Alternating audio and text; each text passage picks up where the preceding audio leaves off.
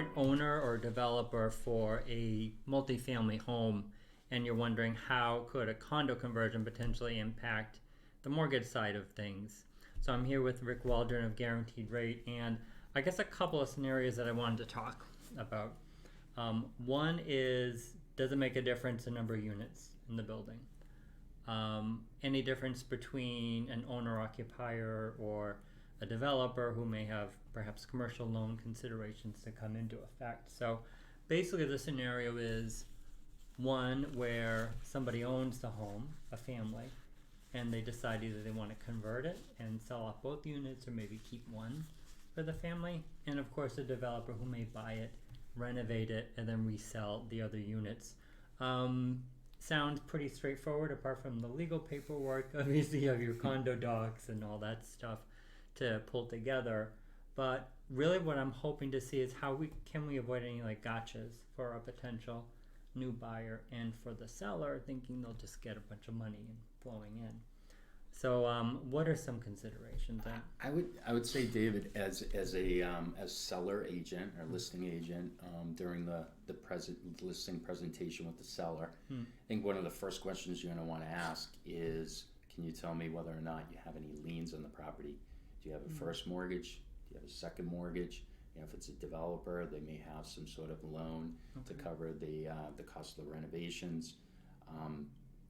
If the seller does not plan on occupying one of the units, the question then becomes, will they be able to sell these units individually, or will they have to close simultaneous? The reason being is, will the first sale be enough to cover the liens on the property?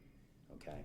If that's not the case and they don't have the savings to make up the difference, they may have to close the units simultaneous to one another to satisfy all existing liens.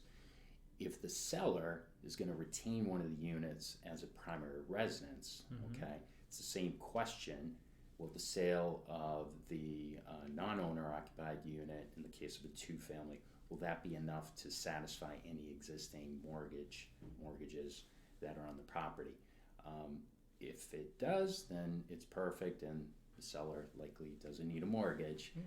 If not, they would have to either make up the difference through savings or refinance, do a refinance of the unit that they're going to occupy.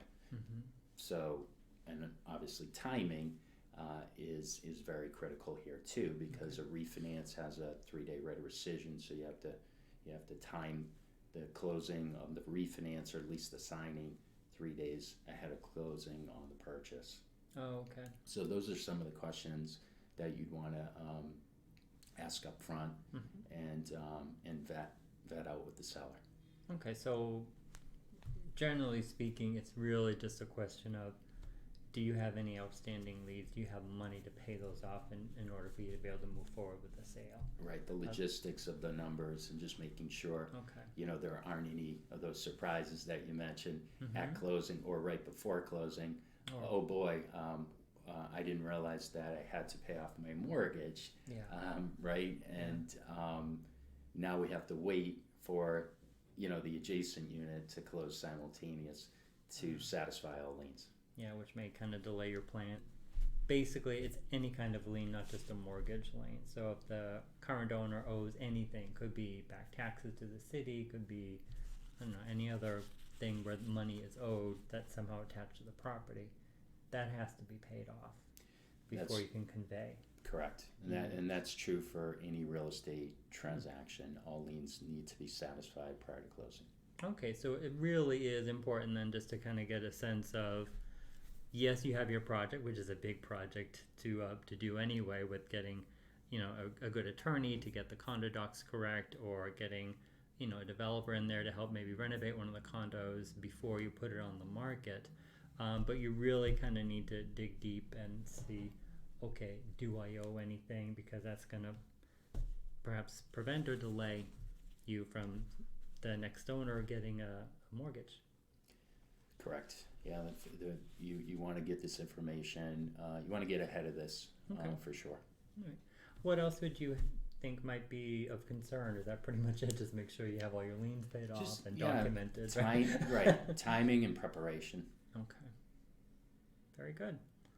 Well, okay, if you have any questions, please go ahead and put them in the comments section below and we'll get back to you. Please like this video and share with your family and friends. Take care. Have a great day.